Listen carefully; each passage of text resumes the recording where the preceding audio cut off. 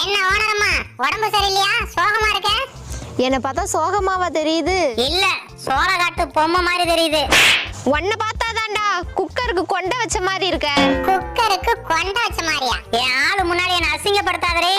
ஓ, இந்த 1/2 லிட்டர் குக்கருக்கு ஆளு வேற இருக்கா? ஆமா, இவன் மட்டும் 50 லிட்டர் இருக்கா. மிஸ்டர் 50 லிட்டர் ஓனர் பொண்டாட்டி. ஓ, நீதான் அந்த குக்கருக்கு விசிலா? ஆமாண்டி, அதுக்கு என்னப்ப?